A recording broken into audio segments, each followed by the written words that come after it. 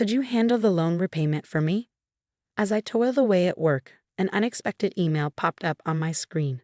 With a sense of urgency, I reached out to Greg, seeking an explanation. Calmly, he disclosed, "Apologies for the suddenness. I've met someone and I've made the choice to embark on a new journey with her." Shock washed over me as he revealed his intention to abscond with the luxurious car we'd recently acquired under my name, financed through a loan. Despite my fervent pleas, my husband brushed them aside, abruptly ending the call before vanishing into silence. Ultimately, Greg vanished alongside his mistress, leaving a mountain of debt in his wake. As a mother to our 10-year-old son, I found myself thrust into an unimaginably unjust circumstance. Lost and overwhelmed, I grappled with a mind rendered blank by the enormity of it all. At 35 years old, I, Hannah, found myself navigating uncharted territory. Greg, my husband, shared the same age, and together with our son Ryan, we were once a family of 3. Since he was young, Ryan had displayed remarkable intelligence, often delving into papers on the computer and seeking my opinion on them. Despite my own bewilderment at the complexity of the topics, I couldn't help but marvel at his intellect. In contrast, Greg struggled to maintain stability, drifting from one job to another without consistency. Meanwhile, I shouldered the weight of our family's financial security, working full-time with a persistent anxiety about our future. Yet, amidst this uncertainty, Greg surprised us by holding the same job for 3 years, finally bringing stability to our income. During this period, Greg expressed a desire to create lasting memories as a family, prompting us to invest in a $35,000 camper van. However, his inability to pass the loan review led to me taking on the financial burden in my name. Then, on the eagerly anticipated day of the van's delivery, I was blindsided by an abrupt email from Greg. His message conveyed his intention to claim the camper van since the loan was in my name, leaving me responsible for the repayments. Bewildered, I immediately reached out to him, desperate for clarity on his sudden decision. As I toiled away at work, an unexpected email notification caught my attention. "What's this about?" I inquired, my heart pounding with apprehension. Greg's voice on the other end was unsettlingly calm as he delivered the shocking news. "I've fallen for someone else and decided to pursue a relationship with her." Stunned, I struggled to comprehend his words. "What do you mean?" I pleaded, my voice trembling with disbelief. His response was callous. "It started as a fling, but it's become serious. I'm starting a new life with her. Goodbye." With those words, he abruptly terminated the call, leaving me reeling in shock. That exchange marked the moment I realized the depth of Greg's betrayal, a devastating blow that left me shattered. Despite our previous disagreements and the looming threat of divorce, I never fathomed he would take such drastic action. I had the divorce papers ready, I recalled bitterly. He promised to file them. Yet, as I searched for them, I discovered they were gone, leaving behind only a lingering sense of betrayal. Returning home from work, I found myself staring at the empty drawer where the divorce papers had once resided, a silent testament to the shattered remnants of our marriage. In their absence, I was left burdened with the weight of a substantial debt from the $35,000 car loan we had taken. Despite my desperate attempts to reach out to Greg through emails and calls, my pleas for closure remained unanswered, leaving me adrift in a sea of unanswered questions.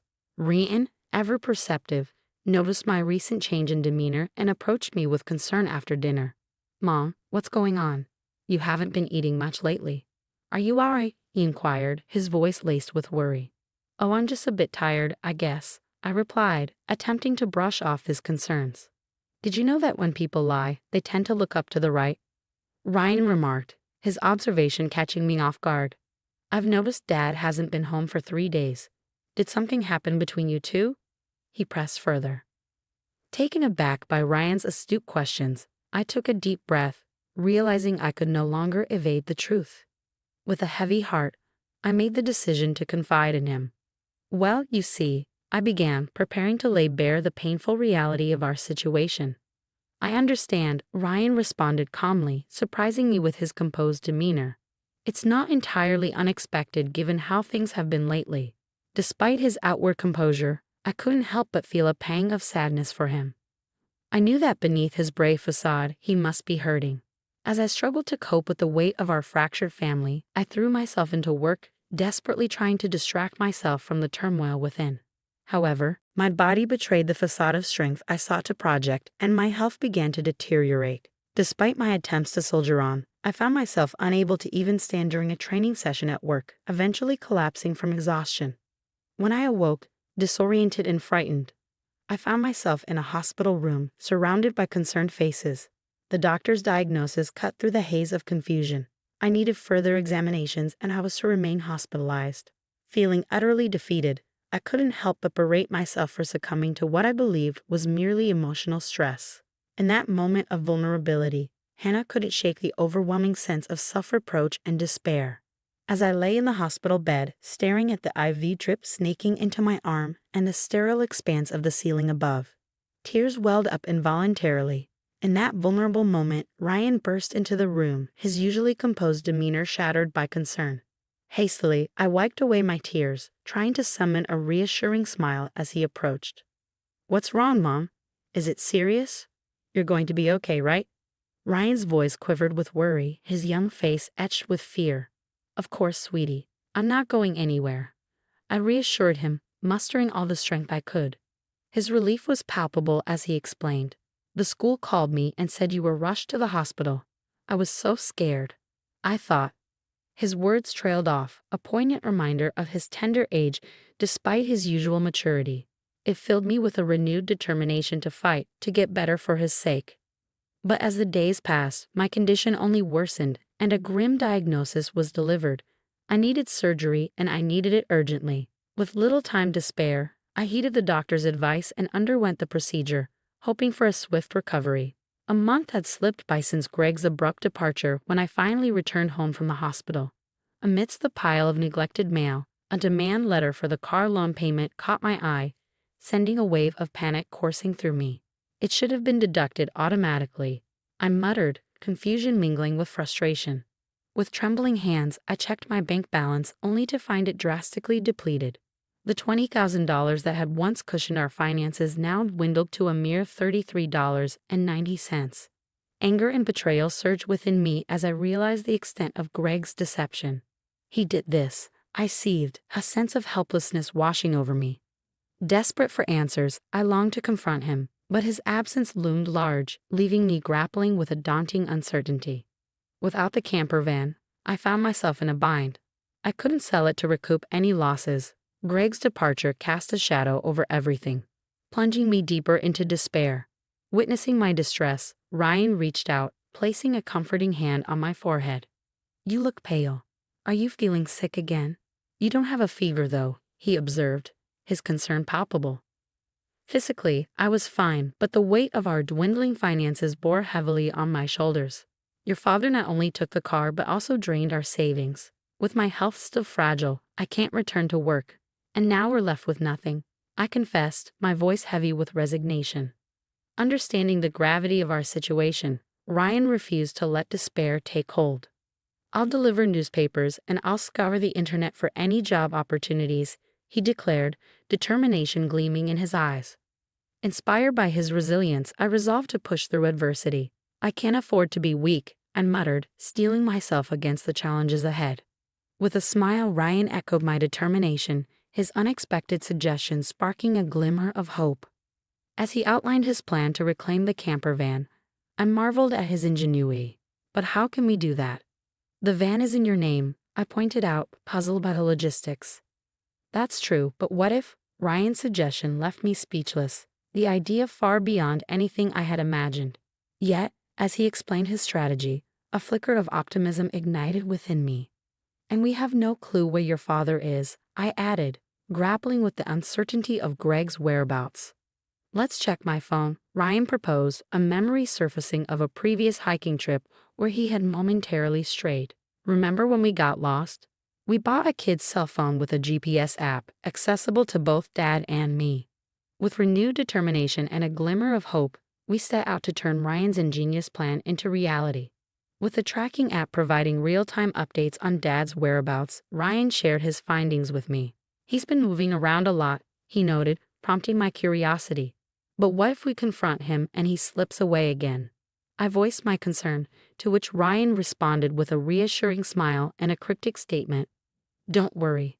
I've got it covered," he assured me. His words left me stunned, realizing that Ryan had taken matters into his own hands while I was in the hospital, accomplishing something extraordinary.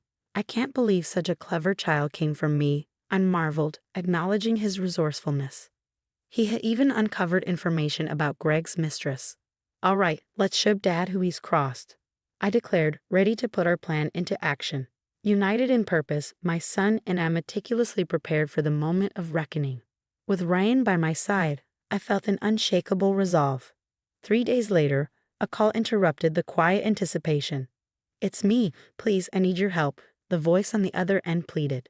Suppressing a surge of frustration, I responded coolly, "Oh, who might this be?" His identity confirmed, Greg continued, his desperation palpable. "I'm being questioned by the police. They might ask me to come to the station voluntarily. Help me out," he implored. Without missing a beat, I agreed to his request, rallying Ryan as we set off to find him. To our surprise, the scene unfolded in a forest park near our home, a place where camping was permitted. Greg stood before his car, flanked by police officers, his expression one of bewilderment as we approached. Feeling a mix of frustration and resignation, I motioned to the police, "Could we have a moment to talk privately as a couple?" With a nod from the officers, I ushered Greg, Ryan, and myself into the car. Greg, visibly uneasy under the scrutiny of onlookers, wasted no time urging us inside. Once seated, I addressed the bewildered pair before me. "I apologize for the interruption. Thank you for your patience. But could someone explain why the police showed up at our doorstep?" I inquired, my tone tinged with incredulity. Greg's response was laced with disbelief. "What?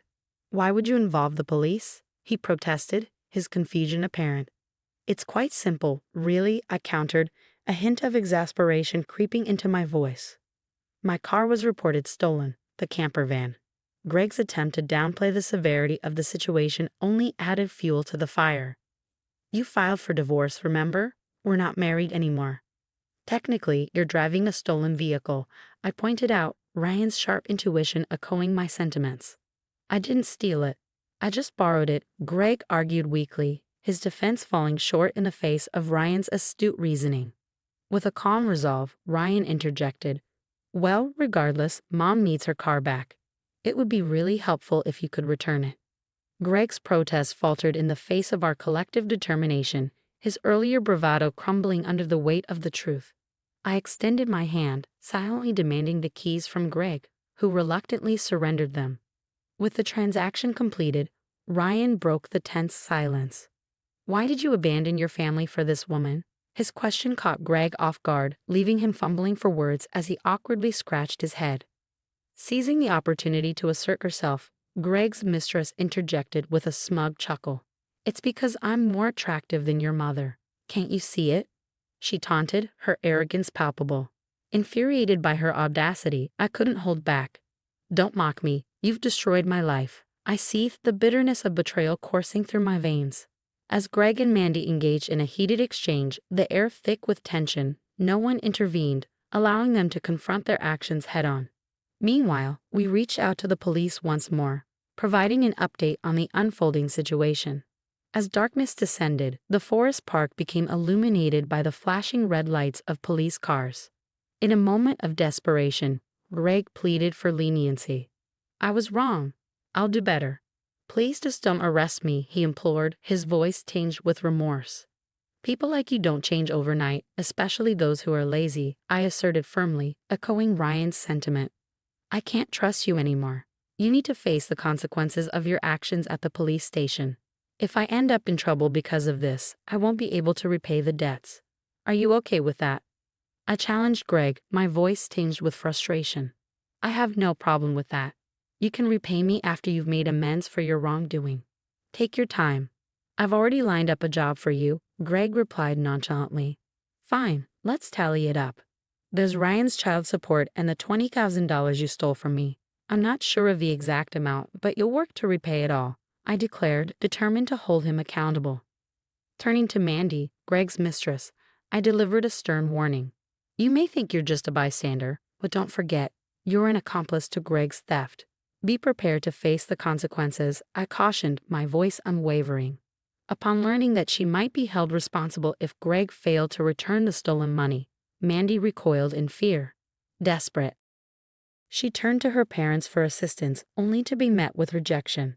"We disown any daughter who causes trouble for others," they declared, severing ties with her without hesitation. With Greg and Mandy escorted away in a police car, Ryan's clever strategy delivered the justice we sought against them. Though they were soon released from custody, they faced a substantial financial penalty. Through legal channels, I pursued $20,000 in damages from Greg. Additionally, I secured an agreement for him to pay $500 monthly in child support for Ryan. I facilitated Greg's employment at a subcontracting factory affiliated with my company, ensuring that his earnings would cover the support and other expenses owed to me, with deductions made directly from his salary. Furthermore, I sold the camper van, freeing myself from the auto loan burden. With my financial matters resolved, my health significantly improved, allowing me to dedicate myself energetically to my job. Ryan, too, stepped up, actively assisting with household tasks and errands. Determined to forge ahead, I am committed to creating a stable and secure future for Ryan, enabling him to pursue his dreams without compromise.